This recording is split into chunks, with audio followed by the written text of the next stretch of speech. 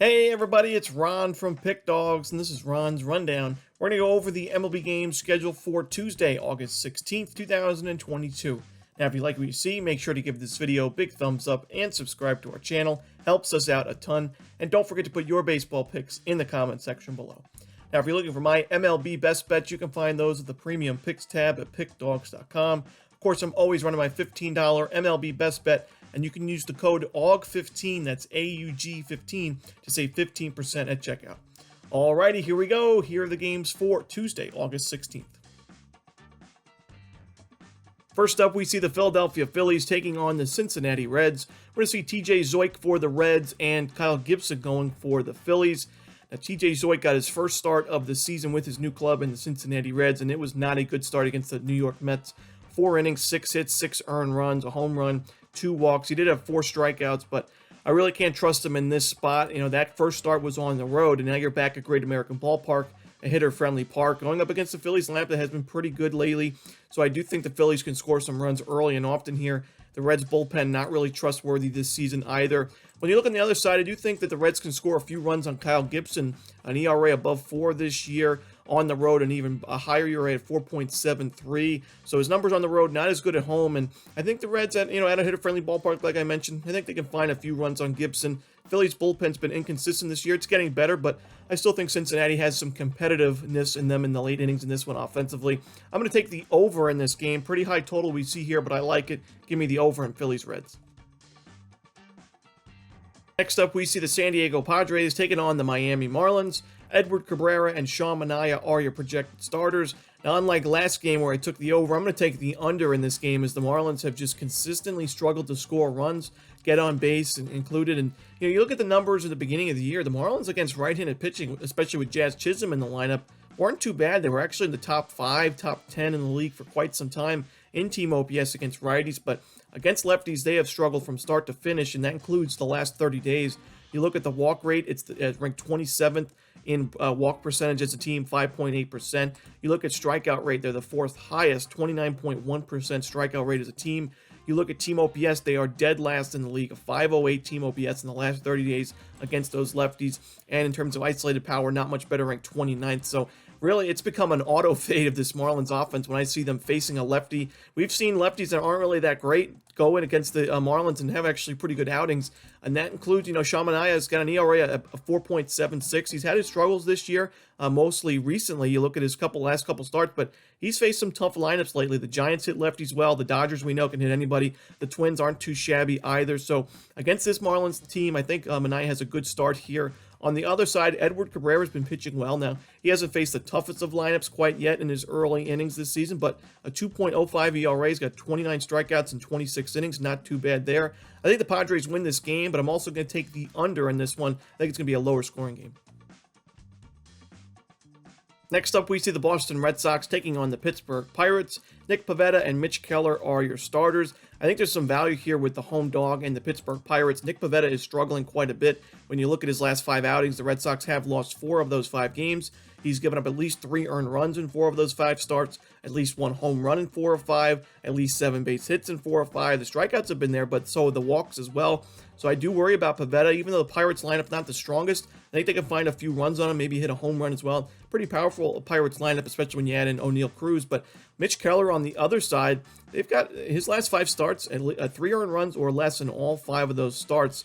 So he's been pitching. He's probably been the best starter in this Pirates rotation as of late. Now, has he faced the toughest of lineups? No, but the Red Sox offense hasn't been great against right-handed pitching lately. They're outside the top 10 in isolated power, outside the top 20 in team OPS, ranked 25th right now.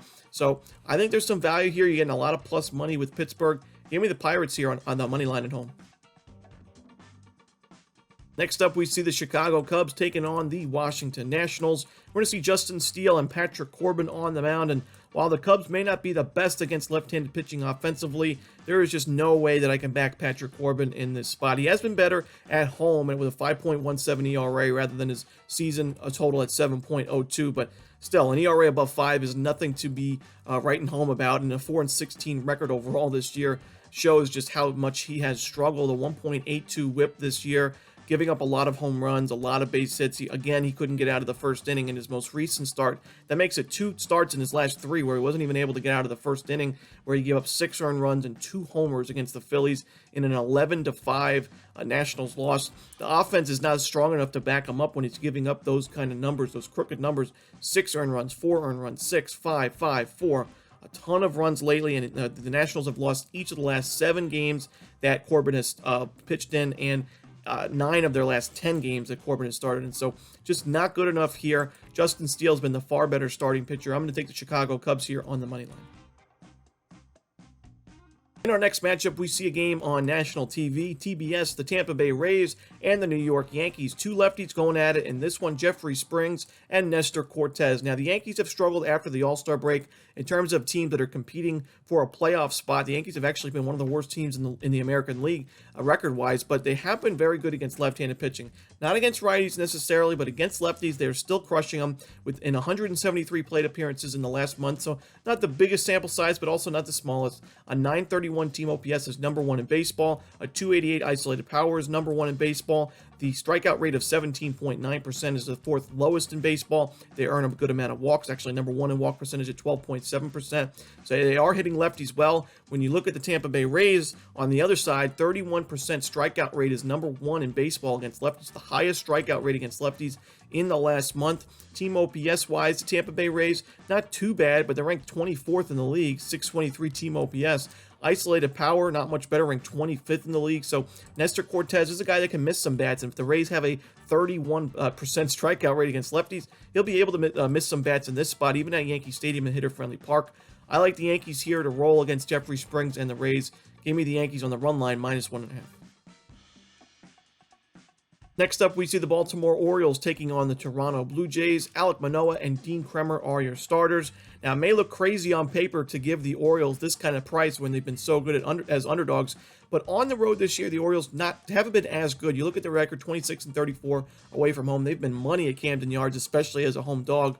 But on the road, not so much. And the Blue Jays have had a really good record at home this year, 12 double-digit games above 500. When you look at Alek Manoah, he himself is pitching better at home this year. He's coming off back-to-back road starts, so I do think getting back at home will help him here. 2.48 ERA, 6-2 record at home this season. And Dean Kremer on the Orioles side, in terms of starting pitching, he is somebody that I worry about in terms of regression. A 3.69 ERA, but a 4.87 expected ERA, 4.5 xFIP. He doesn't strike out a lot of batters, only 6.96 Ks per 9, and a 6.9% home run to fly ball ratio is very unsustainable. I do think in the next few starts, we're going to see Kremer have a little bit of an issues with the long ball, as his barrel percentage, average exit velo, and hard hit percentage aren't very good. So I do think some home runs might be hit in this game, and the Blue Jays lineup has been good enough against righties to warrant that. You look at the numbers, they are in the top 15 in team OPS and isolated power against righties.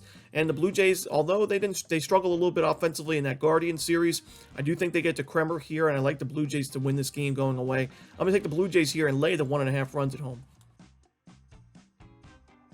Next up, we see an AL Central matchup between the Detroit Tigers and the Cleveland Guardians. Garrett Hill and Zach Plesac are your projected starters. Now, these two starters went head-to-head back on August 11th. It was a 4-3 Guardians win, but that was an extra inning, so neither of these starting pitchers got a decision in that one, and both pitchers actually had a nice outing. Garrett Hill went 5 innings, 1 earned run. He did give up 2 unearned runs, but on the other side, Zach Plesac, 6 1/3, only 1 earned run. Now, Plesac had 7 strikeouts in that one. We know the Tigers lineup not really doing much against righties this year, especially away from home. So I do think Plesac has another good outing, and I trust the Guardians lineup a lot more. And I don't really have a lot of faith in Garrett Hill right now. When you look at his ERA, 4.66 is already pretty high. But when you look at the expected numbers, even worse, a 6.28 expected ERA, a 5.82 FIP, and a 5.95 xFIP. He's only got 4.42 Ks per 9, so very, very low strikeout rate through 36 innings. It's not the largest sample size, but it's a good amount of work to see. Only 4.42 Ks. That is scary. A 3.93 walks per 9, so almost as many walks as strikeouts earned, and a 1.47 home runs per 9 is also pretty high. I worry about that here against the Guardians lineup that's crushed righties all season long. Power numbers not necessarily, but they get on base and they don't strike out much. That's been the case for Cleveland this entire season. The lowest K rate in the last 30 days against righties is 16.6%. I think they get to Hill here. Plesac's not my favorite option on the mound. He does give up some home runs and some hard contact and usually doesn't miss a lot of bats. But as of late, striking out some more batters. We've seen 7 Ks against the Tigers, 7 Ks against the Rays a couple starts ago. I think Plesac's good enough here. Give me the Guardians on the run line. It's the Atlanta Braves and the New York Mets, one of the bigger rivalries in the sport. Taijuan Walker and Charlie Morton are your projected starters. This is a tough game for me, a game that I'm going to be more interested in watching than playing, but Taijuan Walker gave up 8 earned runs, 7 hits, 2 homers only 10 days ago against the Atlanta Braves, a 9-6 Braves win, but Charlie Morton on July 13th gave up 5 earned runs, 3 homers in 5 innings, 3 walks, and a 7-3 Mets win. So both of these pitchers have already gotten hit by the opposition this season and not too long ago within their last 5 starts. And Charlie Morton does have better numbers at home this year, a 3.41 ERA rather than his road ERA at 5.08.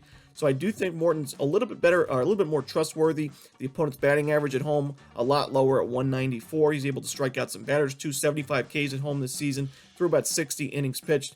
Taijuan Walker hasn't been very sharp after the All-Star break, and I do think this is a good spot for Atlanta to pick up a win against a pitcher they've already crushed not too long ago.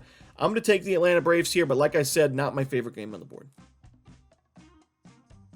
Next up, we see the Minnesota Twins hosting the Kansas City Royals. Sonny Gray and Zach Greinke are your starters. Now, Sonny Gray and Greinke have already faced the opposition a few times this year. Sonny Gray only had 1 start, 6 innings, 2 hits, only 1 earned run, so a 1.5 ERA, 4 strikeouts in that one. And on the other side, Zach Greinke has struggled against the Twins. Now, the first start he faced them wasn't too bad, but in the second start, the Twins were able to tee off on him, and that was at Minnesota, so a road start for Greinke, and that's been the case for Zach this season. 0-5 with a 7.16 ERA on the road in 2022. His ERA overall at 4.29, so much better numbers at Kauffman Stadium, but on the road, really not backable. And the Twins, they are pretty good against right-handed pitching this season. I think Greinke is in trouble. I'm going to take the Minnesota Twins here and lay the 1.5 runs.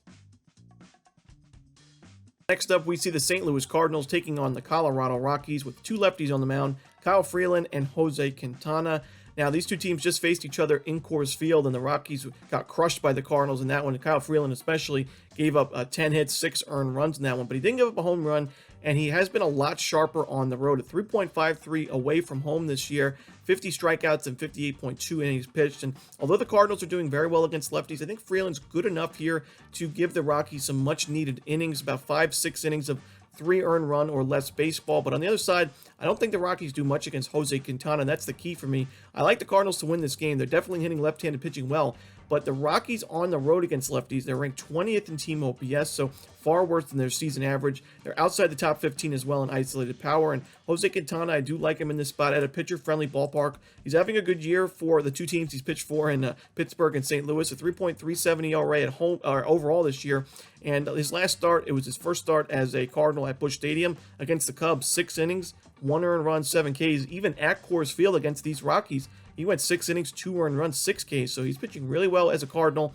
I think it's going to be a lower scoring game. Like I said, I do like the Cardinals to win, but with that kind of price, minus 200 plus, not a lot of value. I'm just going to take the under in this Rockies-Cardinals matchup.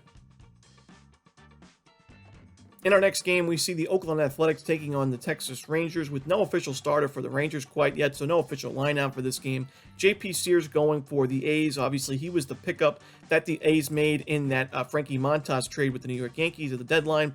Now, Sears this season's got a 2.3 ERA in 27 innings at the big league level, but a 4.41 xFIP is a little bit scary.